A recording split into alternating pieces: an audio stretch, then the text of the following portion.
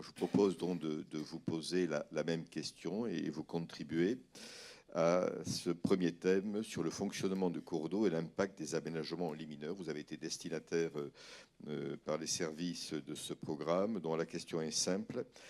Y a-t-il un consensus dans la communauté scientifique sur l'impact des ouvrages sur les milieux aquatiques et la biodiversité associée?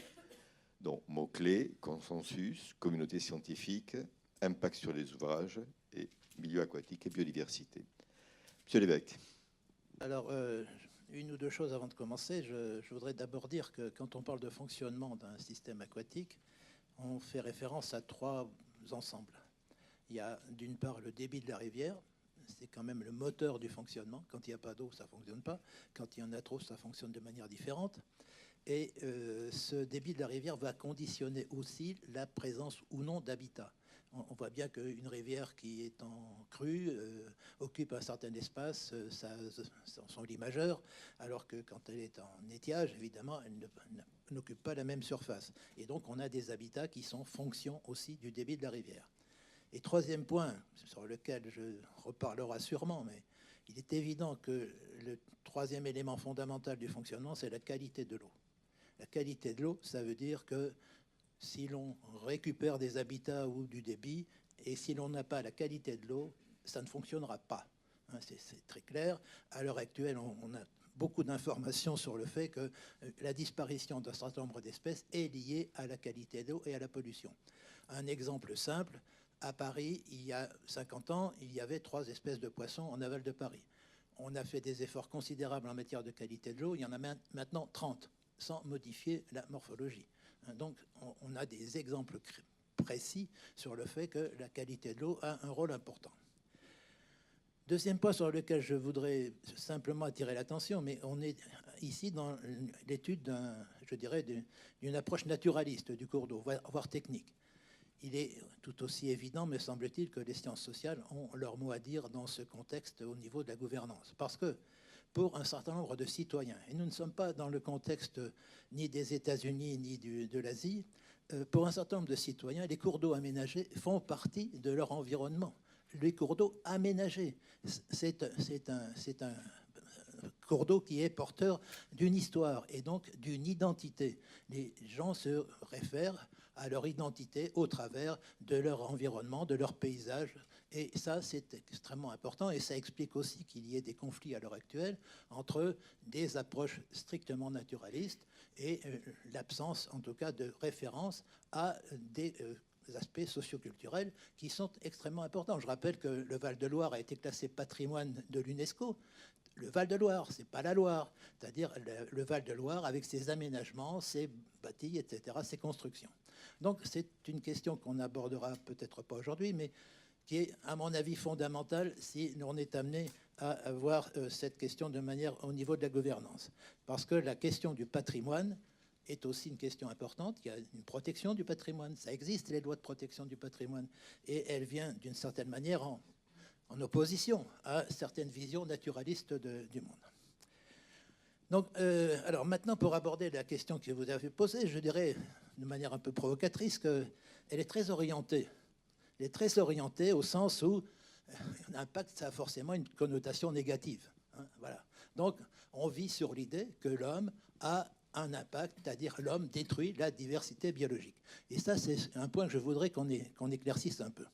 C'est un mythe qui a beaucoup d'adeptes, j'allais dire, le mythe selon lequel il existerait une belle nature si l'homme ne la détruisait pas. Voilà, je schématise un peu, mais c'est quand même l'esprit un peu d'un certain nombre d'interventions au niveau de la restauration.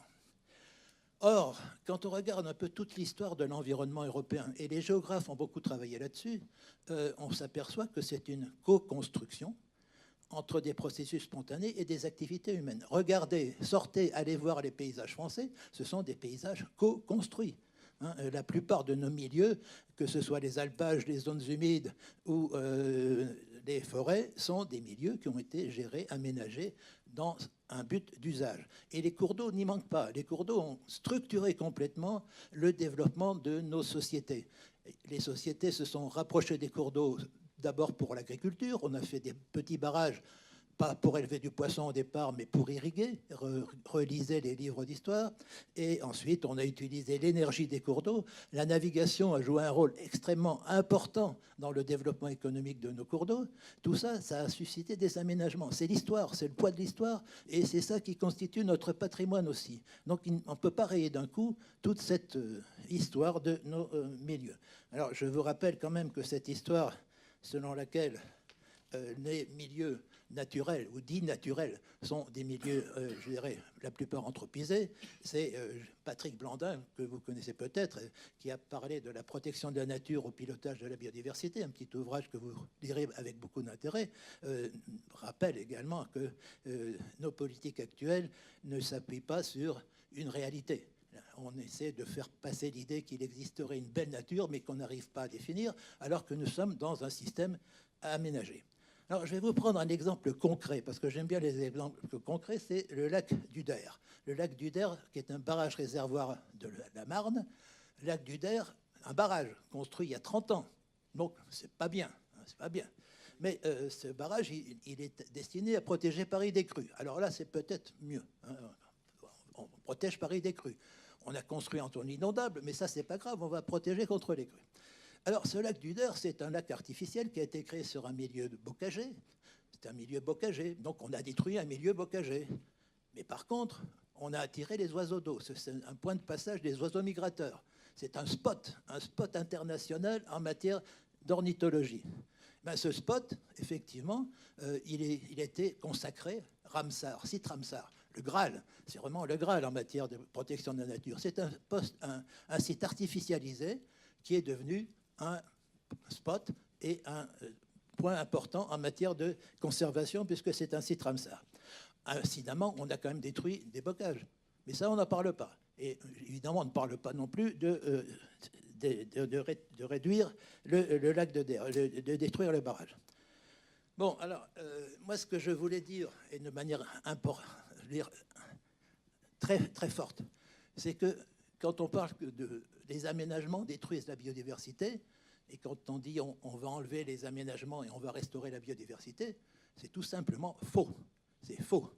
Hein, quand on aménage, on perd et on gagne. Et j'aurais insisté sur ce point. On perd et on gagne. Quand on a détruit le bocage, on a créé une zone humide qui a attiré beaucoup d'oiseaux. Donc on n'a pas détruit, on a changé la nature du système. Et quoi qu'on fasse, quand on gère un peu ce type de milieu, il y a des gains et des pertes. Je voudrais dire simplement que dans aucun projet, je n'ai vu apparaître une évaluation d'ensemble de ce que l'on perd et de ce que l'on gagne. Que pensent les grenouilles, par exemple, de la suppression des seuils, hein? Personne ne l'a jamais évalué. Que pensent les libellules de la suppression des seuils? Personne ne l'a jamais évalué. Donc, on se focalise sur des poissons. Les poissons ne représentent qu'eux-mêmes. Les poissons ne sont pas des représentants de la, avec L-A majuscule, biodiversité. Ce sont les poissons. Et parmi les poissons, il n'y en a que quelques espèces qui sont capables ou qui ont besoin de migrer vers l'amont. Donc on nous embrouille, j'allais dire d'une certaine manière, hein, avec des discours qui ne sont pas fondés scientifiquement, qui généralisent tout un ensemble de choses, alors qu'en réalité, on se trouve face à des situations qui sont le plus souvent conjoncturelles, parce que l'écologie, elle est très conjoncturelle. L'écologie d'un milieu, d'un fleuve normand ou d'un fleuve méditerranéen ou d'un fleuve alpin, c'est pas du tout la même, et on fait des généralisations souvent hâtives. Voilà. Donc cette question des indicateurs est importante. Puis-je vous demander de conclure sur cette première intervention? Il y en aura deux autres. Voilà, je vais dire simplement que derrière ça, on a attiré l'attention tout à l'heure sur la continuité longitudinale, mais aussi sur la continuité latérale. Pour un écologue des milieux aquatiques, l'espace de liberté des cours d'eau, c'est-à-dire les zones d'expansion des crues, sont aussi et probablement plus importantes encore en matière de fonctionnement que la connectivité longitudinale. Pourquoi? Parce que toutes les structures annexes, toutes les biotopes annexes qui sont mis en eau au moment de la crue sont extrêmement importants, c'est ce qui a été dit tout à l'heure, dans le fonctionnement des systèmes écologiques. Or, il est bien évident qu'on ne met pas en avant la récupération de cette dimension latérale. Pourquoi? Ben, simplement parce que, comme je l'ai dit tout à l'heure pour Paris, finalement, ça coûterait beaucoup trop cher d'évacuer tous les gens qui sont dans les zones inondables, que l'on a autorisé à construire et que l'on autorise toujours à construire dans les zones inondables. Donc voilà, on fait des ouvrages de protection et ben, il faut assumer aussi le fait que ces ouvrages de protection aient aussi d'autres conséquences. J'aurais encore beaucoup de choses.